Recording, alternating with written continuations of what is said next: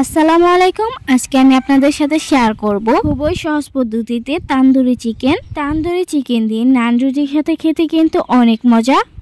আমি এই রেসিপিটা বানানোর জন্য দুইটা লেগ পিস নিয়েছি। দুইটা লেগ পিস আমি ভালোভাবে পাটায় ছেঁচে নিয়েছি। এবার একটা বাটিতে দিয়ে দিচ্ছি 2 চামচ টক দই, 1 চামচ আদা বাটা, 2 চামচ পেঁয়াজ বাটা, 1 চামচ রসুন বাটা, হাফ চামচ জিরা বাটা, দিয়ে দিচ্ছি 1 টেবিল চামচ লবণ, 1 টেবিল চামচ লাল মরিচের গুঁড়া, হাফ চামচ হলুদ গুঁড়া, হাফ চামচ ধনিয়া গুঁড়া, আরো দিয়ে দিচ্ছি ভাজা জিরা গুঁড়া আর গরম মশলা, দিয়ে দিচ্ছি এলাচ গুঁড়া, দারুচিনি গুঁড়া, দিয়ে দিচ্ছি 1 টেবিল চামচ তেল, 1 টেবিল চামচ সস। আমি এখানে টমেটো সস দিয়ে দিয়েছি। এবার আমি সবকিছু ভালোভাবে মিক্স করে নিতেছি।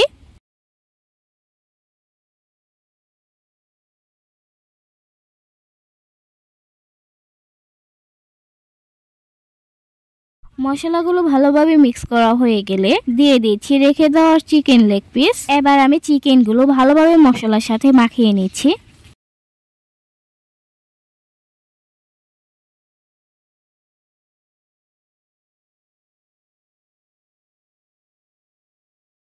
মশলার সাথে চিকেনগুলো ভালোভাবে মাখিয়ে নিয়ে রেস্টের জন্য রেখে দেব 1 ঘন্টা। ফিরে আসছি 1 ঘন্টা পর।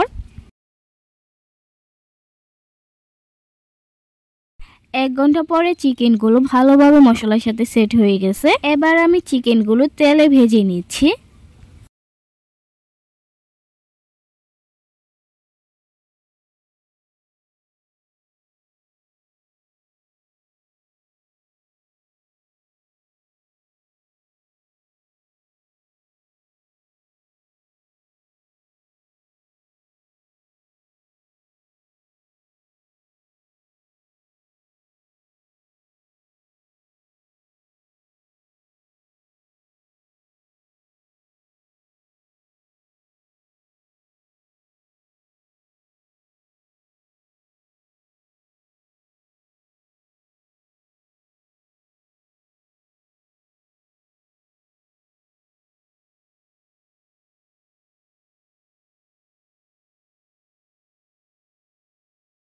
চিকেনগুলো তেলে ভাজা হয়ে গেলে আমি প্লেটে তুলে নিচ্ছি।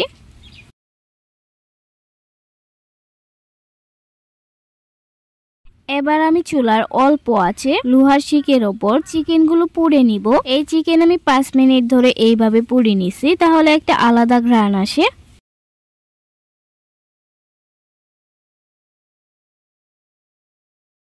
এবার কড়াইয়ে বেঁচে দেওয়া তেলে দিয়ে দিচ্ছি মশলা।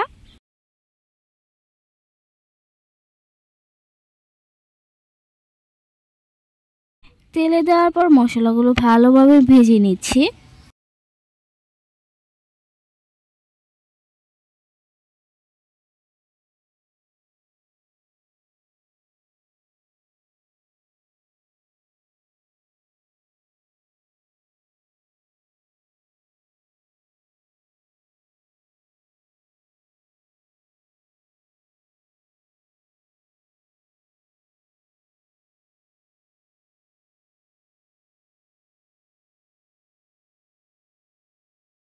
মশলা ভালোভাবে ভেজে নেওয়ার পরে এখানে আমি অল্প একটু পানি দিয়ে দিচ্ছি। পানি দেওয়ার পরে মশলাগুলো ভালোভাবে কষিয়ে নিচ্ছি।